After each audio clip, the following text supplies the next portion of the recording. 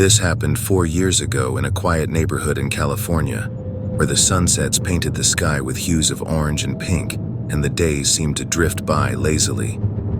It was the time when Snapchat was all the rage, and a 19-year-old named Mark had been coerced by his friends into joining the frenzy. Despite being somewhat technologically challenged, he reluctantly downloaded the app, determined to make his life a little more interesting. Mark spent his days working part-time at the local McDonald's. The job was mundane, but it paid the bills. It was during one of these shifts that he encountered the strange boy. The teenager, around Mark's age, approached the counter with a clumsy, forced smile. His eyes darted around as if he were nervous. He fumbled through his words and couldn't seem to start a coherent conversation. It was as if he had never spoken to another human before. Mark, though taken aback by the bizarre interaction, decided to give the kid a break. He took his order, trying not to judge too quickly. Perhaps the boy was just socially awkward. After all, not everyone could be as outgoing and charismatic as Mark's friends. That evening, as Mark relaxed at home, he received a notification on Snapchat from a username he didn't recognize. Curiosity got the best of him, and he opened the message. To his surprise and discomfort, it was from the strange kid he'd encountered earlier at work. At first, the messages were incomprehensible, a jumble of emojis and cryptic symbols. Mark's discomfort deepened when the kid started sending creepy selfies. The stranger used eerie filters and distorted his face in unsettling ways. Mark's pulse quickened as he stared at the unsettling images on his screen. Mark tried to ignore the kid, hoping that he would eventually tire of his weird antics and move on. He didn't want to give in to the unease building up inside him, but it was becoming increasingly difficult to do so. Eventually, the strange kid sent him a particularly unsettling photo that was the last straw. Annoyed and slightly frightened, Mark blocked the kid. It was a simple enough solution, or so he thought. Little did he know that this would only escalate the situation. Later that night, around 3 a.m., Mark was jolted awake by the familiar Snapchat notification sound. Groggily, he picked up his phone and opened the message. To his horror, it was a picture of his own front door, shrouded in the eerie darkness of the night. The realization that the strange kid had somehow found his address sent shivers down his spine. Terrified and unsure of what to do, Mark immediately called the police. He explained the situation, and the police rushed to his home. When they arrived, they found the eerie kid along with a group of his friends, all dressed in unsettling masks, lurking near Mark's property. It was evident that they had intentions far more sinister than just a late-night prank. The police arrested the group and took them into custody. Mark breathed a sigh of relief, knowing that he had prevented a potentially dangerous situation. However, the nightmare wasn't over. Despite their arrest and banning from Snapchat, Mark continued to receive friend requests from unfamiliar accounts. Each time, he couldn't help but wonder if it was the same kid, now using fake profiles, or if he had attracted a legion of creepy copycats. 4 years had passed since that harrowing incident, but the fear remained fresh in Mark's mind. He couldn't shake the feeling that he was being watched, that the strange kid was still out there, lurking in the shadows of the internet, waiting for the right moment to strike again. Mark had become a prisoner of his own uncertainty, unable to distinguish friend from foe in the world of Snapchat.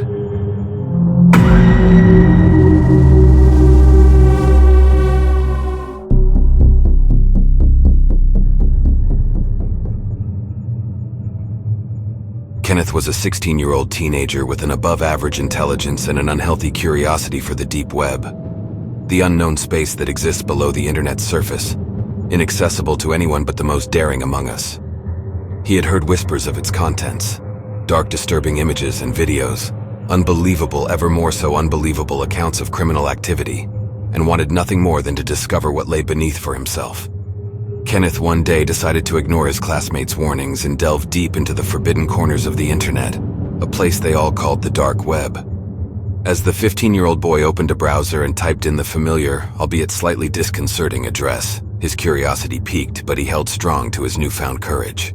Kenneth encountered the usual assortment of websites with cryptic titles, the kinds of titles that would make most people switch off and move on. He eventually located a forum with the words "Danger, do not enter" scrawled in giant red lettering below. Kenneth felt a rush of adrenaline, and both curiosity and fear surged through him as he clicked the hazardous link. The content he encountered on the page was unlike anything Kenneth had ever seen. Menacing images and videos of unimaginable gore and violence were the order of the day, and the more he scrolled through, the more it seemed like reality was distorted into something unrecognizable. Videos of humans performing seemingly impossible feats were plentiful, along with videos claiming to document upper echelons of government conspiracy. Kenneth's stomach churned with a mix of fear and fascination as he clicked through an array of seemingly infinite horrors. Eventually, the site froze. The shock induced a wave of nausea, and as Kenneth reached for the power button on his laptop. Before he could press it, however, an all-too-familiar noise filled the small room. His laptop's camera had sprung to life, granting him a view of the inside of his own home. Kenneth noticed a loose cable draped across his shoulder. A face blinked into view. A male dressed in a black leather jacket and a menacing sneer on his face. He addressed Kenneth directly, his voice a deep, gravelly tone. How would he know this information? How was the man on his laptop? Kenneth tried to avert his gaze, but he felt glued to the spot. He racked his brains for any viable escape method, but realizing he was trapped, he finally managed to build up the courage to speak. "Who are you and what do you want?" Kenneth asked, trying not to tremble. "I think you already know who I am," the man said. "I'm the one who hacked into your laptop. It was easy seeing as you're so interested in exploring the deep web. Now you're mine and I can do whatever I want with you." Kenneth felt his heart drop. He had been warned by his friends to stay away from the dark web, and now this stranger had access to all of his personal information. "Look, I don't know what you want with me," said Kenneth, "but can we just pretend I wasn't ever here? I won't ever come back to this site again, I promise." The man chuckled wickedly. "No can do, Kenneth," he said. "You think I didn't know where you go to school or where you live? I know more than you want me to know. Now you'll do as I say or else I'll come find you." Kenneth felt the weight of dread settle on his shoulders. He had no choice but to comply with his hacker's demands. His laptop had been frozen, preventing him from shutting it down or even updating his virus scanners. The only option left to him was to remove the battery, in hopes of severing all ties to the ruthless stranger. He reluctantly reached for his laptop, his fingers trembling out of fear. Just as his fingertips brushed against the machine, the stranger's voice went from menacing to calm. "You're lucky I don't have time to follow up with you right now," said the man.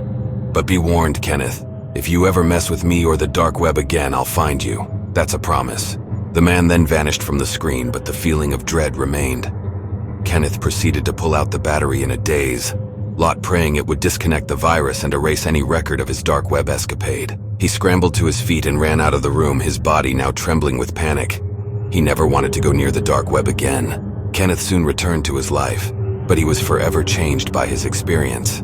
He felt a greater level of paranoia and caution, as though the malicious figure had been watching him ever since.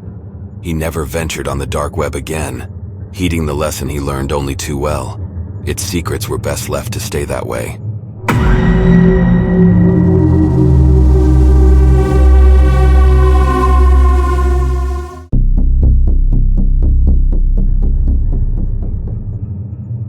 It was the stroke of midnight when Jake, a seasoned pizza delivery driver, found himself on the outskirts of suburban Ohio, burdened with a peculiar and chilling order.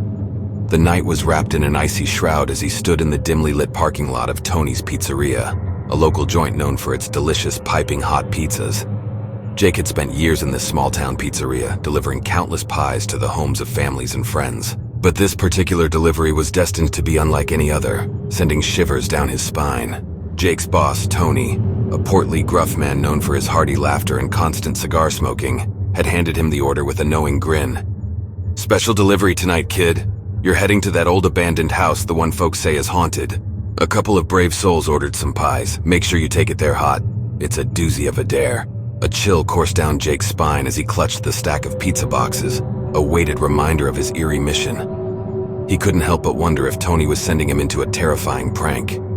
The destination he had to reach was a place notorious among the local residents, the crumbling, forbidding mansion at the town's edge. The pizza joint's neon sign flickered above, casting a dim glow over the parking lot. Jake fired up his trusty car, an old clunker that had seen its fair share of midnight runs. With a sigh and a nod to Tony, he set out on the winding roads leading to his ominous destination. The closer he got to the house, the more his apprehension grew. The very air around the place seemed laden with an inexplicable, palpable chill. An unsettling stillness hung in the night, making his heart race with dread. Finally, he pulled up in front of the mansion. Its menacing silhouette stood tall against the inky darkness, its windows like hollow eye sockets, and its sagging roof resembling a crooked smile, waiting to devour anyone who dared cross its threshold. Gathering his courage, Jake clutched the stack of pizzas to his chest and approached the front door. Each creaking step seemed to echo through the rotten wood of the porch. With bated breath, he rapped on the door. Silence. Not a single sound emanated from within the house. Jake knocked again, louder this time, and the door groaned open, revealing a yawning abyss of darkness inside. Moonlight trickled through broken windows, revealing shattered glass and peeling wallpaper. "Hello?" Jake called out, his voice quivering. The echoes that answered him were eerie, creating an overwhelming sense of foreboding that enveloped him like a shroud. A voice, almost spectral, responded, echoing from somewhere upstairs. "Come closer, Jake. I've been waiting." Fear prickled his skin. The voice had no discernible source, and it beckoned him, seductively drawing him into the heart of the house. Trembling, Jake ascended the rickety staircase. Each step was a reminder of the house's sinister decay, a macabre scene from a nightmare. As he reached the upstairs landing, the voice became clearer, almost hypnotic. He had to find out where it was coming from. The hallway stretched before him, shrouded in a ghostly mist that seemed to seep from the very walls. At the end of the corridor, a hooded figure materialized, a glint of steel in its hand. The realization hit Jake like a bolt of lightning. He had walked right into a trap, a horrifying twist to what he thought was a simple delivery. The house had led him to a murderer's lair. Pure panic flooded through him, and without a moment's hesitation, he turned and bolted back down the stairs, the killer in relentless pursuit.